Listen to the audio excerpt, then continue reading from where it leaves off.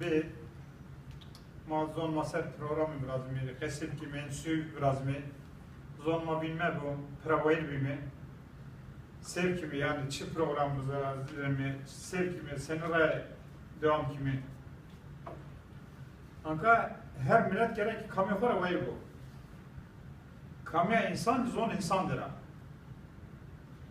zon insan ki bin bu kamya insan ben abi tabi mara da yaşlı az vazem ki mara yaşlı ta da insan da makul است پیلی مو است پرسپی مو است ما ايش بده مخسي کردنی o dağında kızanım o dağında kesi kanım ما ايش بده مخسي کردنی amca ya abim abim مخسي کردنی mara kamya mara rabeliya mara zon mo pi diyoji dağında kesi bikiro mara bedun askerdeni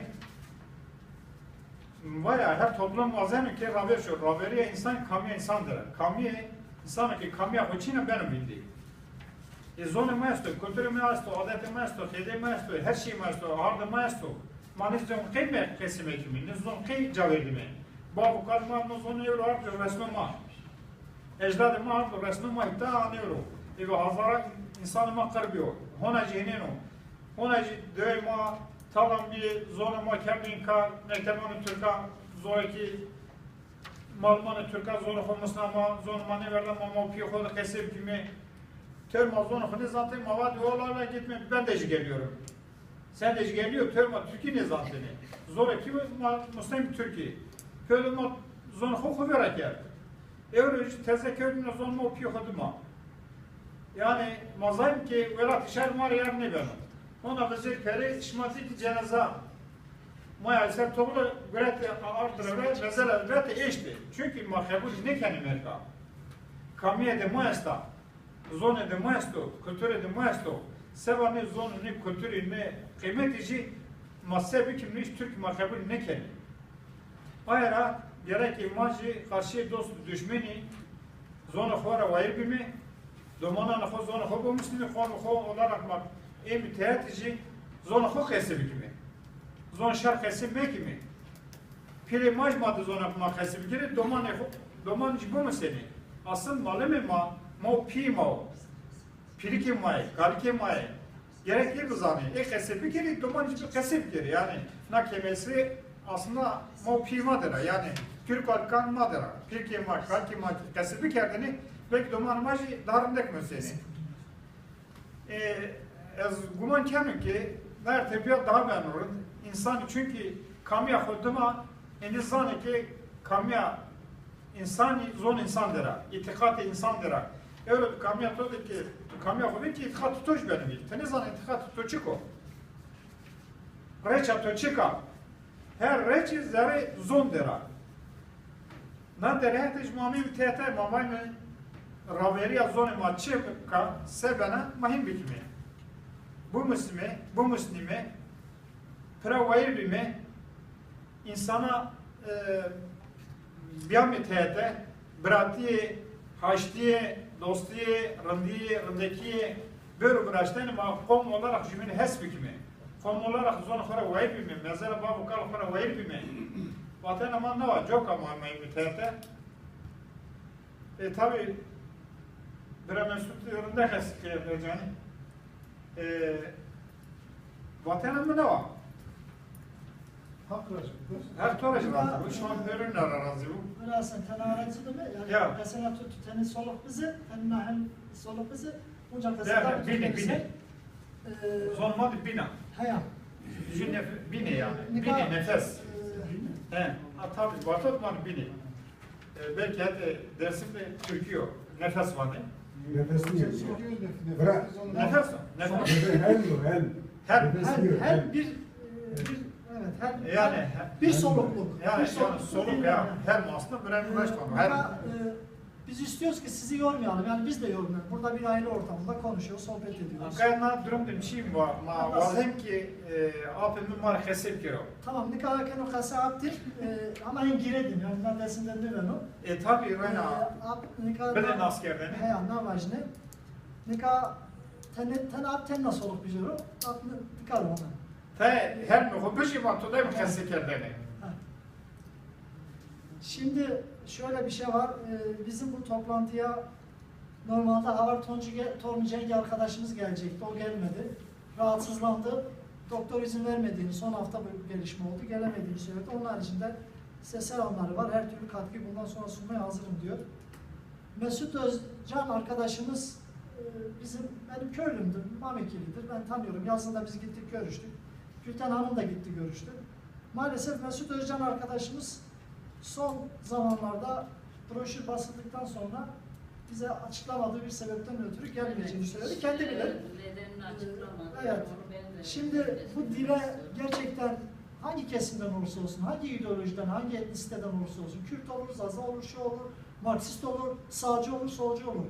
Bu dile inanmak önemli, bu dili gönülden sevmek önemli, bu dili ayakta tutmak, geliştirmek önemli. Bu konuda niyet göstermeyen insanlara bizim bir diyeceğimiz olamaz ama bunu da söyleriz. Şimdi bir iki dışarıdan, yurt dışından ve Ankara'dan, Türkiye'nin diğer illerinden gelen arkadaşların selam ve mesajlarını okuyayım. Ankara'dan Çiçek Nur Barış diye bir arkadaşımız var. Sosyal medyada, Facebook üzerinden tanışıyoruz. Erzincanlı kendisi. Dilimizi son zamanlarda öğrenmiş ve çok büyük gayret göstermiş. Davet ettik gelmesi için ama maalesef bugün anne babasıyla ilgili bir hastane durumu varmış. Bir dahaki toplantılarınızda, bir dahaki sefere inşallah gelirim diyor. Ben şayet gelseydi onda dilimizi nasıl öğrendi? Özellikle gençler ya da işte böyle 20-25 yaş grubu böyle genç arkadaşlarımızın için bir deneyim olurdu ama başka bir zaman inşallah bu deneyimi paylaşırız. Şöyle diyor, çok teşekkür ederim, gelmeyi ne kadar çok isterdim ancak zorunlu sebeplerden ötürü gelemiyorum. Ne kadar üzücü anlatamam. Sizlerle tanışmak isterdim, bu toplantıda olmak isterdim. İnşallah bir daha sonraki seferde Rosa Smacher Wespo, öyle demiş. Erdal Yado arkadaşımız Hollanda'dan mesaj göndermiş. Kendisi dil etimolojisi üzerine gerçekten şahane çalışmaları var. Bir de Dersim toplumunun, Dersim halkının yani Alevi olarak özellikle bu halkın Orta İran ve Hindistan, Pakistan, Afganistan'daki kökleri üzerinde çok yoğunluklu araştırmalara sahip bir arkadaşımız. Bu konu Erdal Yado, Erdal Kıllı. Bu konuda gerçekten yani özellikle Hint mitolojisi üzerine çok büyük araştırmaları var. Mesela Erdal Yado'nun yaptığı araştırmalarda, ben bunları Çıla Gazete'nin konuda yayınladım. Pakistan'ın Vakan, Afganistan'ın Vakan bölgesinde, Kuzey Koridoru'dur. Oraya hala Taliban girememişti. Monzur gibi engebeli bir yerdir. Orada düzgün babaya benzer yerlerin olduğu ve oradaki toplumun bizim gibi inanç ve itikat ettiği ve Pançtani dili, Pançtani inancı bizim dilimiz ve inancımız üzerine demek ki köklerimiz bir. Erdal Yado'nun mesajını okuyup sonra Gülten Hanım zamanımız var nasıl olsa. Gülten Hanım babasına söz vereceğim kıymetli büyüğümüz dedemize. Erdal Yado diyor ki, Hollanda'dan yazmış, bizim dilin oluşum ölüm döşeğinde olmasının başlıca iki nedeni var. Az önce ben de kısaca bahsettim ama Erdal gerçekten farklı bir perspektiften ele almış. Bizim için de bu aydınlatıcı oldu. Birincisi yasak ve hızlı asimilasyon göç olgusu demiş. İkincisi ekonomik bir dil olmaması. Bu iki sebep, iki ana sebep dilimizin konuşulmaması. Benim çocuklarım da dahil buna. Maalesef konuşmuyorlar ve konuşma ihtiyacı ve gereği duymuyorlar. Bu konuda elbette bizim bir acziyetimiz var. Yani ben suçluyum. İnsanlar bir dili ekonomik nedenden dolayı konuşurlar. Yani hayatlarını rahat bir şekilde idame etmek için buna ihtiyaç duyar ve bu pragmatik bir seçimdir. Örnek olarak son 10 senede burası çok önemli arkadaşlar, dikkatinizi çekerim. Son 10 senede Irak Kürdistan'ına kaçan Iraklı Arapların Kürtçe öğrenmeleri. Çok ilginç değil mi? Irak Kürdistan'ına kaçan Iraklı Araplar ana dilleri yerine Kürtçe öğreniyorlar. Neden? Keza Kürtçe öğrenmeleri iş bulmalarını sağlamaktadır. Aynı durum Türkiye'de de var değil mi? Aynı durum. Bizim ana dilimiz zorunlu ve kırmancık açısından Türkiye'de benzer bir durum söz konusu. Bununla bağlantılı olarak ana dilimiz için bir diğer dezavantaj, ana dilimizin sadece Türkiye'de konuşuluyor olması. Aslında Azerbaycan'da yani dilimizin köken olarak geldiği Hazar Denizi'nin güney ve güney doğu kesimlerinde o bölgelerde konuşuluyor farklı şekilde biraz farklılaşmış olsa da. Dediğim gibi Vakan koridorundaki Alevi inancına sahip insanlar konuşuyor. Ama çok az yani onlarla iletişimimiz yok.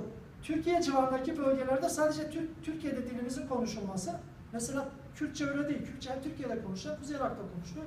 Hem Rusya'da hem Ermenistan'da konuşuluyor. Bu dilimizin için bir dezavantaj. Çünkü her ülkenin dile yaklaşım politikası farklı. Erdal bunun üzerinde duruyor, şöyle diyor. Kürtçe Türkiye'de konuşulmasa bile Suriye, Irak ve Irak'ta, İran'da konuşma imkanına sahiptir. Rumca için de aynı durum geçerli. Türkiye'de konuşulan diyalekleri kaybolsa da Yunanistan'da bugün Rumca konuşuluyor ve resmi devlet dilidir. Keza Ermenice için öyle. Türkiye'deki Ermenice kaybolsa da bugün Ermenistan'da Ermenice bir devlet dilidir. Ama bir Lazca, bir Hemsince için aynı şeyi söyleyemeyiz. Keza bu diller artık neredeyse ölü dil kategorisindedir. Çünkü bunları konuşan insanların sayısı bizim Zazaca konuşan insanlara göre çok daha azdır ve çok da erken asimilasyon sürecine ermiştir. Çerkezler için aynı dil geçerli. Çerkezlerin Şimdi buna bir şey söylesem kızmaz. sonradan ben size söz hakkı vereceğim. Yani katılımcılardan ricam bir sunumlarımızı yapalım. Son bir saatte beraber konuşacağız. Bu konudaki eleştirileri siz not alın.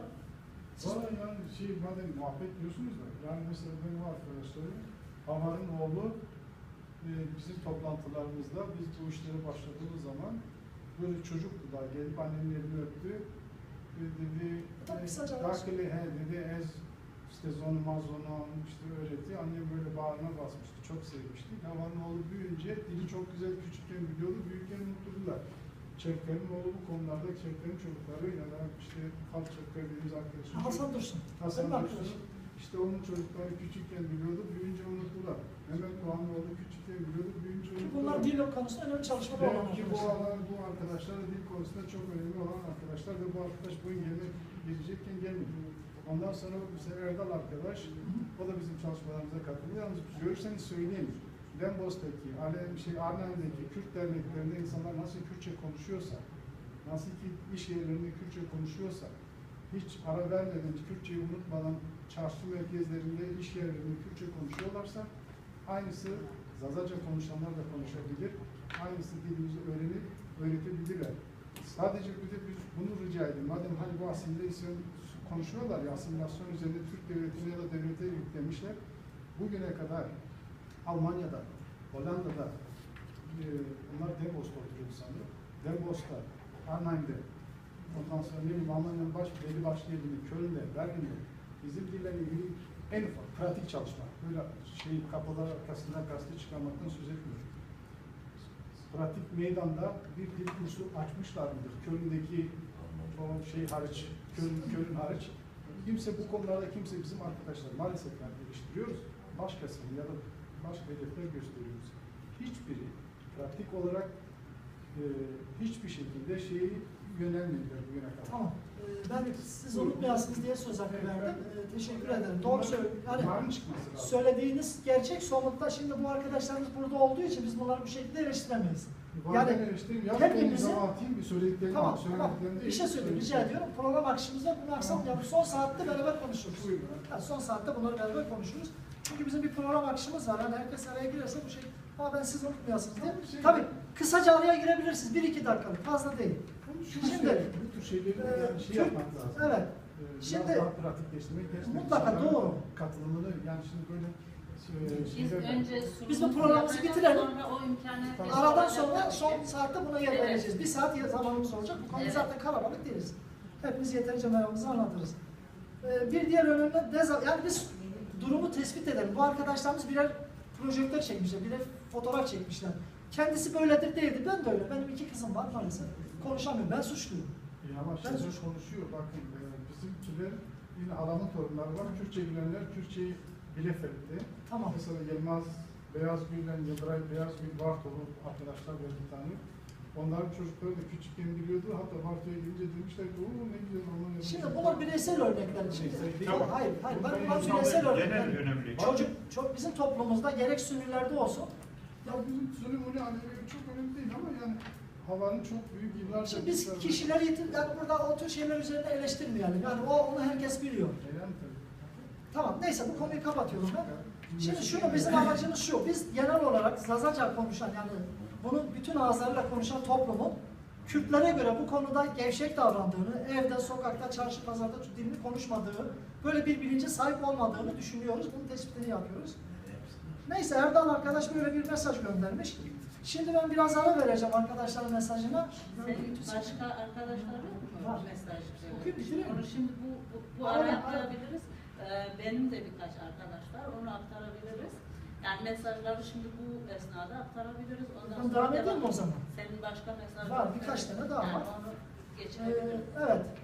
Şimdi şöyle bir şey var. Yani çocuklar konusunda o zaman Erdal'ın sözlerini şöyle bağlayalım. Şöyle demiş. Biri çıkar der ki kim ki Zazaca konuşuyor ve bunu çocuklarına öğretiyor. Yani bu sorunları nasıl halledelim ona da değinmiş. Şöyle demiş. Örneğin devlet Kürtçe yayını yapan bir kanal açtığında biz her ne kadar bu bizim dilimiz değil, bu dili biz anlamıyoruz desek de devlet yine de şunu diyor. Kardeşim siz Kürt değil misiniz? Aha Kürtçe yayın diyor. Alın size dilinizde yayın diyebilmektedir. Ne gariptir ki bu asimilasyoncu politikayı devlet adeta bir aşk güdüm halinde maalesef Kürt siyasi çevreleri de gütmektedir. O halde bu vahim tablo karşısında ne yapabiliriz? Biri çıkar der ki kim ki Zazaca konuşuyor ve bunu çocuklarına öğretiyor, bunu ispatlayacak şekilde testleri geçerse ona her ay 500 euro vereceğim ve fabrikalarda iş vereceğim. Tek şartım var ana dilini konuşmaları ve bunu çocuklarına öğretmeleri. Böyle bir misyonerimiz, böyle bir milyonerimiz çıkarsa bu dil çok daha pratik olarak öyle diller arasında kurtulacaktır. Tabii ki bunu yapacak da hiç kimse yoktur bu durumda. Şimdi Hüseyin Sevinç diye bildiğimiz Hüseyin Pulur Mahlalı, Uşan Pulur Mahlalı arkadaşımız İsviçre'den bize mesaj göndermiş. Ana dilimizin Türkiye'de diğer lehçe ve ağızlarla birlikte genel olarak adlandırılmasında sorun hala çözülebilmiş değil. Ancak herhangi bir adlandırmayı özellikle bu dönemde öne almayı çok doğru bulmuyorum. Bu konuda yıllardır tartışıyoruz. Fakat bir türlü bir sonuca erişemedik. O nedenle bize ait olan tüm isimlendirmeleri birlikte kullanmanın daha uygun olacağını düşünüyorum. Dışımızdakilerin ne söylediğine takılmamak gerekir. Bu korkuyu bize daha çok bizim Zazacı olarak bilinen ve kendini böyle gören arkadaşlarımız yayıyor. Kırmancıki adlandırmanın Dersim literatüründe bir yeri var ve bunu nasıl yok sayabiliriz? Esasında ulusallaşma derdi olan arkadaşlarımızın yaratmak zorunluluğunu duydukları bir tekleştirme gereği oluyor tüm bunlar. O halde aidiyetlerin kendilerini ifade etmelerine saygı duymaktan başka bir şey yapamayız. Kırmançki bir olgudur ve bir aidiyetin dışa yansımasıdır. Bu aidiyet olgusu şu veya bu nedenle görülmesinden gelinemez. Kaldı ki bizler bir başımıza karar veremeyiz. Bir diğer mesaj gönderen arkadaşımız Hal Çarker, Hasan Dursun arkadaşımız. Eskişehir Edebiyat mezunudur. Gümgümrao, Vartolu'dur. Almanya'da yaşıyor kendisi. Mabıher, sizler bu smana karı gurera zof kıran gureto hodes, hazır smade yarbo, hevalbo, eaudelar, galet fan mekere, hama sman menzil zof berz ve hirak üreti. Yani bizim menzil vermek fikriyatımız için diyor. Estütüyor çok biraz ulaşılması, ilk etapta yapılması zor bir hedeftir diyor. Helbet kare sma besi bir kare olundu. Grozani Gureda ilmiyor. Smagavani lo ana dilimiz için çalıştay ya ki başka bir isimlendirme. O gerek mordemi ilmi zonun inere bir ürün. Çünkü karakana bane da hatta ne kapıyor hore benge biceli. Yani bugüne kadar olan dille ilgili çalışmalar da kendinize kaynak referans alır. Ez bera hora meymanı smana ne var işte. Vakı meştu büro karke zevatene sma yani menzili o, hedefin o zof berz romanike meştu büro sma mavajeri yani metafili na olaga hora. Hasan Dursun diyor ki hedeflerinizi akıllı ölçülebilir ve ulaşılabilir kılın yoksa üzülürsünüz. Bu şekilde demiş. Orhan Göktaş arkadaşımız bir mesaj göndermiş. Buradan sizlerden uzak olsam da sizlere demiş bir mesele anlatacağım ve bu mesele üzerinden dilimizin içinde bulunduğu sıkıntıyı dile getireceğim. Onun videosunu yansıtabilir miyiz? Bende flash bellek var ama sonra neyse. Ben Hozatlıyım. Evvela köylerimiz boş değildi diyor. Kedi, köpek ve dilimizde çocuk sesleri de inlerdi diyor. Onun için yine eskisi gibi çocuklarımızın bu dili konuşması gerek. Öyle ya da böyle bunun bir çaresi bulunacak ki hala bu dili bilenler onlara bunu öğretebilsinler. Evvela evde sonra devlete bir faydası yok. Özel eğitim kurumları ücretsiz dil öğretimi finanse ederek bu süreci işletebilirler. Yoksa zanına zon namazov naziku böyle bir sonu. Diyor ki bu dilimizin bir hassasiyeti var. Eğer özel eğitim kurumlarıyla biz bu dili devlete sırtımızı döneceğiz. Devletten bir fayda yok. Kendimiz desteklersek belki kurtarırız diyor. Bu şekilde birkaç arkadaşımız mesaj göndermiş. Kendilerine teşekkür ediyoruz. Burada isimlerini aldık. Benim de birkaç arkadaş var. Ben dedim ya, ben de Ha, şimdi tamam, onların sen- mesajını ben de kısaca Evet, sıkılmasın Öyle arkadaşlar, uzun kısaca değil, yok, hatırlayalım. sadece katılmamayla alakası Tamam. var. Onlar öyle uzun mesaj göndermediler. Şimdi bu Kazım Gündoğan arkadaşımız dilimizle ilgiliyim ki oğlumla kırmızı Kazım gibi Gündoğan'ı konuşuyorum. tanıtalım istersen, ben tanıtayım. Yani ben sadece bu kısa Evet, Kazım mesajları Gündoğan'ı aktarıyorum. tanımayanın herhalde yoktur. Dersin Kazım Gündoğan. tarihi üzerine araştırmaları, belgesel filmleri Kayıp, olan bir kayıp arkadaşımız. çocuklar, kayıp. Dersim'in kayıp kızları, işte Kızları, son evet. zamanlarda Ermenilerle ilgili çalışması Evet, var. Evet. Sinema sanatçısı ve yazar. Onun kısa bir mesajı var. Dilimizle ilgiliyim ki oğlumla kırmanç gibi konuşuyorum. Dilimizi çok önemsiyorum diyor. Emek veren herkese teşekkür ederim. Dil üzerine çalışmanızı kıymetli bulurum. Umarım iyi sonuçlar alırsınız ve biz de faydalanırız. Ondan hariç bir tane de sanat, ressam, yani sanatçı denilebilir. Dersimli doğa fotoğrafçısı Murat Aygül diyor, çok teşekkür ederim. Gerçekten çok isterim. Ancak inan çok yoğun iş dönemim. Yoksa zevkle katılırım. Sizleri kutluyorum. Yanınızdayım diyor. Bir de sanatçı Rıza Taner arkadaşımız var. Onda kısa bir mesajı var. Çok teşekkürler. Bültensiz ve değerli katılımcı dostlar, dil konusunda gerekli bilgi, altyapı, tercümeye sahipsiniz. Sizlerin sayenizde oradaymışım gibi hissediyorum kendimi diyor. Müsait olsaydım severek gelecektim. Selamlar. Bir de Alevi Pir Sultan Abdal Derneği'nden bir arkadaşımız var. Gülizar Taşbilek. Pir Sultan'ın inancı ve direnciyle sizleri selamlıyorum diyor. Unutulmaya yüz tutmuş ana dilimiz olan Zazaca'yı tanıtma ve yaşatma çalışmalarınızı çok değerli bulduğumu belirtmek isterim. Bundan dolayı emeği geçen tüm dostlara saygılar sunuyorum.